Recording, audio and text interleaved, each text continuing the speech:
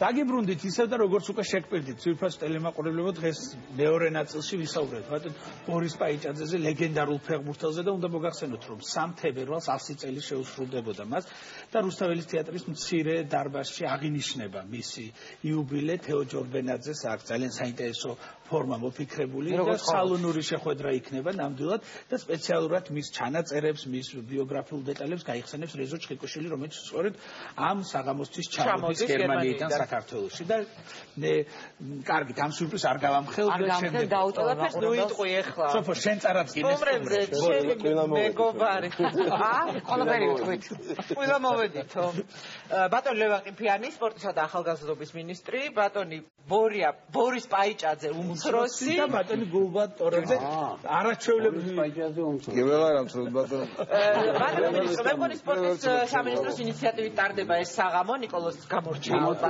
ეხლა უნდა მეთქვი ვიფიანდას და მოფენილი მაგრამ ვინ მაცალა და რასაკვირველი არც აქვს უფლება სპორტის სამინისტროს ესეთ გენიალური ფეხბურთელი არ გაიხსენოს მით უმეტეს ესეთი თარიღია და მოდი პირველი თქვენ შეგეკითხებით მაინც ცენზი და ჩინი დავიცვათ პაიჭაძე აი როგორ ემზადებით ცოტა გამხელილები როგორ ემზადებით და როგორ აღინიშნება ეს საღამო დიდი მადლობა მოწვევისთვის და იმ ყურადღებისთვის რასაც იჩეს თქვენი ტელეკომპანია სპორტისადმი და რა თქმა უნდა ჩვენი ყველას ვალია იმ ადამიანების უკდავყოფა გახსენება იმიტომ რომ ამ ადამიანებმა არა მარტო თავისი სპორტული საქმიანობით გაითქვეს სახელი არამედ როგორც უდიდესი პიროვნებები იყვნენ ქვეყნისთვის საზოგადოებისთვის ბორის პაიჭაძე სწორედ ესეთი ადამიანია და რა თქმა უნდა 100 წელი და 1 საუკუნე გავიდა მისი დაბადებიდან ჩვენ ფიქრობდით და ფიქრობთ რომ ეს აღსანიშნავია და თელმა ქვეყანამ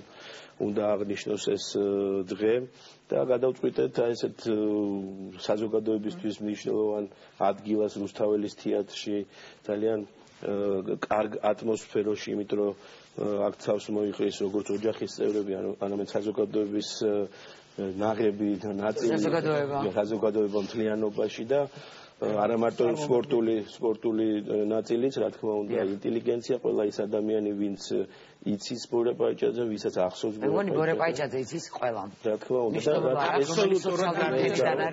მე ვიტყოდი რომ აუცილებელია რომ მომავალმა თაობამ უფრო უნდა იცოდეს ბორე პაიჭაძე და მეთახმებიან ახსოვი ადამიანებიც რომ ბორე პაიჭაძე იმდენად დიდი პიროვნება იყო მან არა მარტო საფუძველი დაუდო ქართულ ფეხბურთს იგი არის ყველა დროის საუკეთესო ფეხბურთელი არამედ როგორც პიროვნება უდიდესი პიროვნება იქცა ლეგენდად ცხოვრებაშიც და ეს იმ დროს არ დაგავიწყდეს რა დრო იყო როცა იყო ომი როცა იყო სასწაული უბედურება ომის გამო კი საუკეთესო წლები დიახ და ადამიანი რომელიც პირველად ასე ვთქვათ დაუპირისპირდა იმ დიდ მანქანას, რომელსაც საბჭოთა კავშირი ქვია, რომელშიც იყო სისტემური დაპირისპირება, ეს რა თქმა უნდა არ მჟღავნდებოდა.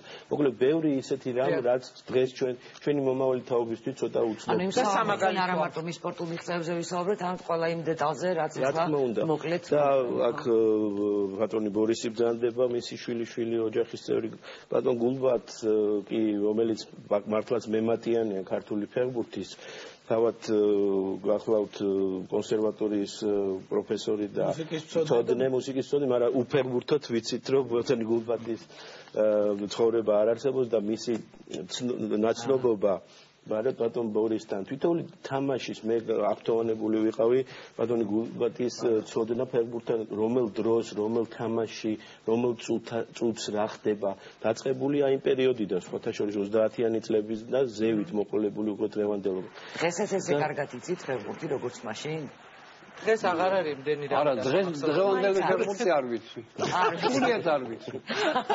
და ძველ ფეხბურთის ცოდნაში ჯერ ერთი ჩემი ასაკის წყალობით რამდენი წლის გონი ვარ? 86-ის. ბრავო. ბორის პაიჭაძის პირველი ნაბიჯები მინახავს. რომელი წელი იყო ეს პირველი ნაბიჯები? 36 წელი. 1936. შენ არ განმახსოვრებას. ჩემი ასაკის წყალობით დღესდღეობით არავინ არ არის ვისაც ახსოვს ომამდელი ბორის აი ეს ფინკები რომელიც ახლა იყო ეკრანზე გინახავთ ეს რომელიც მას ფეხბურთის კარუზოს უწოდებდნენ ვერავინ ვერასოდეს ვერ გაიმეორა ის რასაც აკეთებდა ბორის პაიჭაძე მოიტანა ასე კადრებს რო ენახათ როგორ არა ეს უნიკალური ფეხბურთელი იყო მე მას შევარქვი გენერალისიმუსი ფეხბურთის გენერალისიმუსი და აი პაიჭაძე და ჯეჯელავა რამდენიმე წლის უფროსი არის ბორისზე. ეს იყო შეუდარებელი წყვილი საერთოდ ქართული ფეხბურთის ისტორიაში. აღარ განმეორებულა. ხომ ყავდა დიდებული პლეადა შესანიშნავი ფეხბურთელი რა ვიცი. ღობერიძე მეტრეველი, ღობერიძე, ყიფიანი რა ვიცი. ეს სათაყვანებელი ფიგურებია, მაგრამ ის 39-40 წლის ჯეჯელავა ბაიჭაძე, ბაიჭაძე და ჯეჯელავა ეს იყო განუმეორებელი. უკაცრავად ბატონ ბორის მინდა მემართო მე მქონდა ბედნიერება ჩვენ ერთ ეზოში გავიზარდეთ მე და ბოკა ჩვენ ასე ვეძახდით ფეხბურთთან კავშირი ეს არ ქონია ხელბურთი უფრო უყვარდა მაგრამ სამაგეროდ ბურთი აქვს ბაბუის დაჩუქარი და მე ბატონი ბორისი მინახავს თამაში არ მახსოვს ახლა 36 წელს მაგრამ ის მახსოვს ვიზუალურად რამოდენიმეჯერ მინახავს ხოლმე ჩვენ ეზოში ცხოვრობდნენ ნოდიები ძმები გოგიბერიძეები სიჭინავა ძალიან ბევრი ცნობილი ფეხბურთელი რომელიც ეს იყო რაღაც სპორტსმენების დინამოს სახლი ერქვა. ბოკა ჩვენ ვიცით რომ დაიწყო ბატონი ბორისის საფეხბურთო კარიერა ერთი დეპეშით. შეიძლება ასე ითქვას რომ შემთხვევით გახდა ფეხბურთელი ის დეპეშა რომ არა დღეს ეს საღამო არ შედგებოდა როგორც როგორ მოხდა ეს? როგორ მოხდა და ეს მე მგონი იყო 33 წელს როგორც ბატონ გულბაცაც აქ ეს ფართოდ ცნობილი ფაქტია. ესე იგი თამაში უნდა ყოფილიყო თბილისის ბათუმისა და ფოთის გუნდებს შორის მეორე ადგილზე იმართება. სოლიერები ქრიარი მას. როგორც პირველ მერცხალს. არა, ნუ ეს იგი საქართველოს პირველობაზე ტარდებოდა მეორე ადგილის ბედი წყდებოდა და ნუ ბორიამ მოყვარული ფეხბურთელი იყო ძალიან უყვარდა თამაშობდა, მაგრამ როგორც პროფესია გადაწყვიტა უნდა ასულიყო გემზე წავიდა სათანადო განათლებას მიიღო და წავიდა გემზე კაცი. მექანიკოსია, დიდი გემი, ლაინერი, რომელიც მიდის ლონდონში, ინგლისში. ხო და რა ქნა და გაუგზავნეს დეპეშა. მეგობრები შეიკრიბნენ, არ მახსოვს ვინ იყო, რომელმა ბიჭებმა გადაწყვიტეს გაუგზავნეს დეპეშა, რომ დედის სახელით თუ ავწდები სასწრაფოდ ჩამოდი, მამა ბოლო დღე მოუსწრებს ოცხალს. წარმოიდგინეთ რა დღეს ჩავარდა და გადადო რა თქმა უნდა ეს წასვლა გადაიდო ყველაფერი ჩამოვიდა. ხამე შემოპარულა სახში ჩუმჩუმად ხედავს სიწყნარე სიმშვიდე არ ამ დროს ყოიცით რა ხდება. თუ გაირკვა რაც მოხდა ატყლამფელი ამბავი. თვითონ არა, მაგრამ მამა გამოკიდებია მოსაკვეთად. აჰა, ჩემი დიდი ბაბუა სოლომონი მოკლედ არ უშვებდა ბიჭებს დავდო. მაგრამ ყველაზე აი ამ შემთხვევაში იღბლიანი დეპეშა იყო. თამაში შედგა თბილისში 1933 წელს, რა თქმა უნდა, ბორიას მონაწილეობით მოიგო ფოთმაის თამაში და აი მაშინ გაებწყნა პირველად აი ამ ხალხის თვალწინ ბორია პაიჭაძეს ვასკოვა მას. მაგრამ სპორტული განათლება არ ქონდა, ხო რაღაც სკოლა სპეციალური თამაშობდა ეს იყო. საერთოდ ბაბუაჩემ იყო. ყოველთვის მიაჩნდა რომ მიცოდეთ სინამდვილეში წეს ახლა ბორია რახან ამბობს და დღესაც ცნობილია რომ აი ფეხბურთელს ფურცის სიყვარს და მისთან ურთიერთობას ვერ ასწავლებს. ეს მინდოდა რომ გეთქვა. თუ გაქვს ბიჭი გაქვს თუ არა და რა სწავლობს? ამას სწავლობს შენ თვითონ. ბუნებრივად ეზოში, ქუჩაში ბორიას პერიოდში ზღვისპირას მაგრამ მე რა დაივიწყა ბოლომდე? აღარც მონდომებია რომ გემზე. ზღვამ წაიღო ის სახლი ხო, სადაც მისი საცხოვრებელი დარჩა და ავეთ 200-300 მეტრი ალბათ დაახლოებით დარჩა ზღვაში, სადაც ცხოვრობდნენ. სხვათა შორის რამდენად მნიშვნელოვანია რომ ქალბატონი ნანა მწერლიძე მინდა მოვიკითხო ამ ფილმის რეჟისორი პირველი მეცხრე ფაქტობრივად ბიოგრაფიული ფილმია და თვითონაც მონაწილეობს რასაკვირველია ამ ფილმში და აი რაც ხდებოდა ეს ცოლიანები უცოლოები წეღარო ახსენეს და რაღაცა ამ ფეხი დარტყმა რო აუგრძალეს და ეს ყველაფერი იყო ნამდვილად. კი, ნამდვილად რა იყო? ამ ფილმის კონსულტანტი იყო ბაბუა. აბსოლუტურად. აი ბატონი ბურას ვხედავთ კაცს. შაცვალეთ რომ ეს არის დოკუმენტური ფილმი ქართული ფეხბურთის განვითარების. მე როგორც ვიცი შეცვალა სცენარი ნახევრად, იმიტომ რომ სხვანაირად იყო. შეცვალა ბევრი რამ, ყველა დეტალი, თითოეული დეტალი ეს არის ნამდვილი ცხოვრებიდან მოწა. ეს წითელი ლენტი, ის დარტყმა დაისვენეთ ბიჭები. ხო? თავლიანები უცოლოები, მეგრელები გურულები და ამბები ეს ყველაფერი ნამდვილად იყო. ეს ხანჯლით შემოვარდნილი მოედანზეც ეს ნამდვილად ესეთი მომენტები ცხოვრებიდან იყო მომენტი. ანუ რო არა ბორის პაიჭაძე ეს ესეთი არ იქნებოდა. ფერმურთი არ იქნებოდა საქართველოს. ფერმურთი არა ბატონობად. ძელს რო ხდება და რო ამ დროს ის ნამდვილია, ხო? თვითონ საჯი ვინც საჯობს ეს ნამდვილია. ეს და ეს ხელმოწერაც ნამდვილია ბულპაიჭაძე. კი, რა თქმა უნდა, ეს მე ბაბუამმა თქვა. ეთე დაბადების დღეზე ბაბუასაგან აწერია. არ ვიცი ახლა კადრში ჩანს თუ არა. ალბათ. აი ჩანს. არა, აგერ არის. არა, ესე ხელმოწერა. აგერ არის, აი ამ კვადრატში არის ბატონი. ბაბუასგან და გუნდის კაპიტან სოფიკოსაგან აწერია. კი, სოფიკოსაგან არის. სოფიკოს რაც მოგახსენო, გუნდის კაპიტანი არა, მაგრამ ერთი გუნდის დედა არის დღეს. აი სოფიკოს შვილის დედა. გოგონების გუნდის კაპიტან სოფიკოსგან. ხო, მრავალშვილიანი შეჯიბრდა შვილზეა საუბარი. ჩვენს გორიას. ბატონებად, რამე აკითხოთ, ჩვენ ახლა რა თქმა უნდა გვაქვს ძალიან მწირე კადრები სამწუხაროდ ბატონი ბორისის ვირტუოზული თამაშის შესახებ, მაგრამ ამბობენ რომ წაგვიკითხავს რომ მას შეეძლო ისეთი ფილმების გაკეთება, რომელსაც მერე შენელებული კადრით აჩვენებდნენ და სპეციალური ექსპერტიზა იქნებოდა რომ განეხილათ როგორ აკეთებდა ამას. ანუ ავტომატურად ეცემოდა მის გვერდზე ვინც მორბოდა, მაგრამ ის არ ეხებოდა ამას. რაღაც ახლა შეიძლება შემეშალოს ტერმინები საფეხბურთო და წარმოიდგინეთ რომ დრიბლინგი და ფინტი, ხო? აი მე ვდგავარ ბორის პაიჭაძის ზეკთან. დიახ. კი, ჩანს ეკრანზე, დიახ.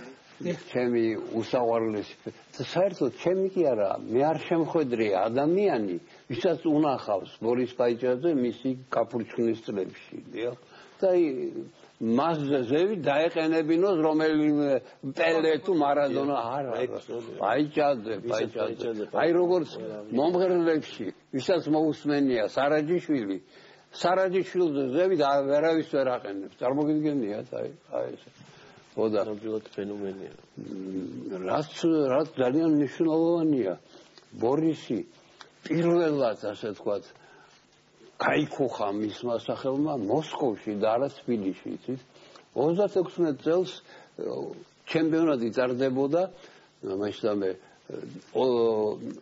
გაზაფხულზე და შემოდგომაზე.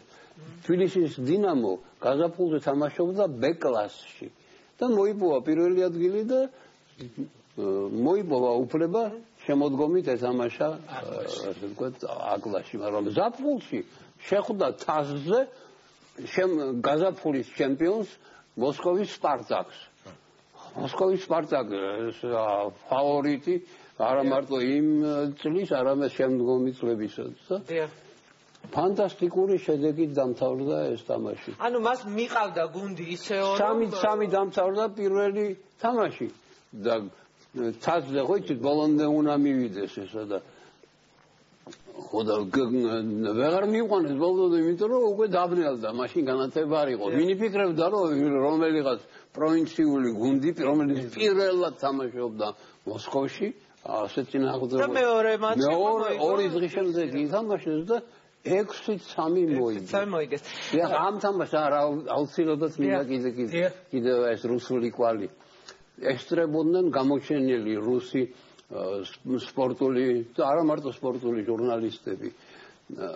ლევ ფილატოვ საუკეთესო და კეთილშობილი პიროვნება ძალიან და ესენი შვილი არა, რომელიც იყო მრავალმხრივი მოღვაწე და ბევრი და სპორტის. აი ეს ხოდა ახტაცებით იგონებენ აი ამ თამაშებს. Ai есенин წერს რომ пройдет уже прошло 20 лет с тех пор, но все, кто все помнят эту игру. Пройдет еще 20, и все, кто будут живы, будут помнить. ეს დაუვიწყარი არის და და მეო პირველად ფეხბურთის ფილოსოფია ამბობს. ფეხბურთში ასე ვთქვათ, აი ოსტატობა და სილამაზე დააფასე ბორის პაიჭაძის მიერ. И можно это забыть? Это მის რაინდულ მხარეზე უნდა ვისაუბროთ, ბევრი რაღაცები ვიცით, როგორ ეპყრობოდა ეს ახალგაზრდა ფეხბურთელებს. არა, იყო არაჩვეულებრივი. ის რომ კაროზე ყრეკანის შემდეგ ვისაუბრებთ ამაზე, სულ რამდენიმე წუთში დავბრუნდებით.